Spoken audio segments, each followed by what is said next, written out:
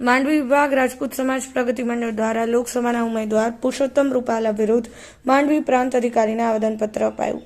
લોકસભા 2024ના રાજકોટના ઉમેદવાર રૂપાલા દ્વારા જાતિવાદી વક્તવ્ય થકી સામાજિક વૈમનસ્ય અને અશાંતિ ફેલાવી મત મેળવવા માટે ચૂંટણી આચારસંહિતાનો ખુલ્લેઆમ ભંગ કરી અપાયેલા વક્તવ્ય બદલ માંડવી પ્રાંત અધિકારીને આવેદનપત્ર આપવામાં આવ્યું, જેમાં જણાવેલ હતું કે રાજકોટ લોકસભા ચૂંટણી 2024ના ભાજપના ઉમેદવાર પુરુષોત્તમ રૂપાલા દ્વારા ક્ષત્રિય સમાજ વિરુદ્ધ જાતીય ટિપ્પણી કરી મતોનું ધ્રુવીકરણ કરી ચૂંટણીમાં ફાયદો લેવા માટે અભદ્ર દુર્ભાવના પ્રેરિત ને મનગઢત ટિપ્પણી કરવામાં આવી છે।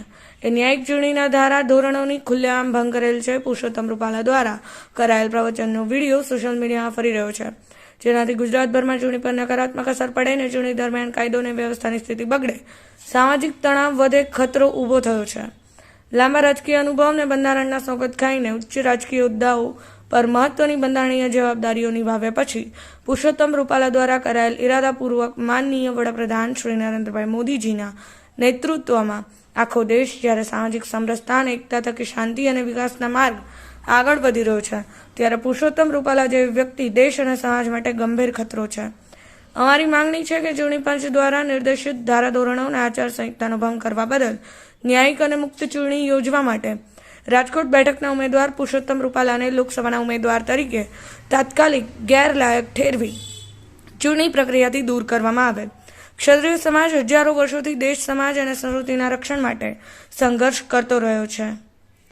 Bureau report, colour 9 news. કોઈ પણ પક્ષનો મારો કે મારા સમાજનો કે રાજપૂત સમાજનો કોઈ પક્ષનો વિરોધ નથી, પણ જ્યારે ક્ષત્રિયાણીઓ વિશે, બહેન માતાઓ અને દીકરીઓ વિશે રૂપાલાએ જે કાંઈ ટિપ્પણ કરી એ અમારા સમાજ માટે યોગ્ય નથી। રાજપૂતો માટે પોતાનું માન સન્માન સૌથી ઉપર હોય છે।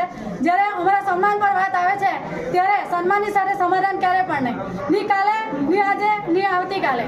અને જ્યારે સમાનની વાત આવે છે ત્યારે સરકાર એટલું ધ્યાનમાં રાખવું જોઈએ કે જ્યારે અમારા રાજપૂતાણીઓ ક્ષત્રિયોએ જોહર કર્યા હતા, અમારા રાજપૂતોએ જ્યારે રજવાડાઓ દાનમાં આપ્યા હતા, તો એ વાતને નોંધમાં લેવી જોઈએ, નહીં કે આવી ટિપ્પણીઓને।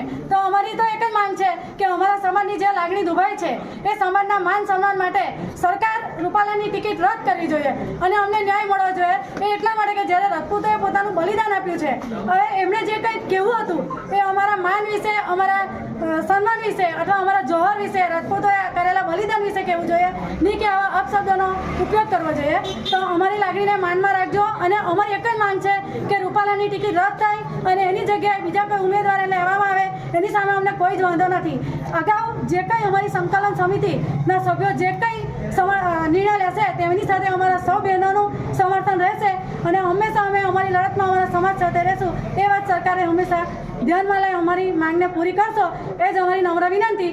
જય ભવાની, જય રાજપૂતાના।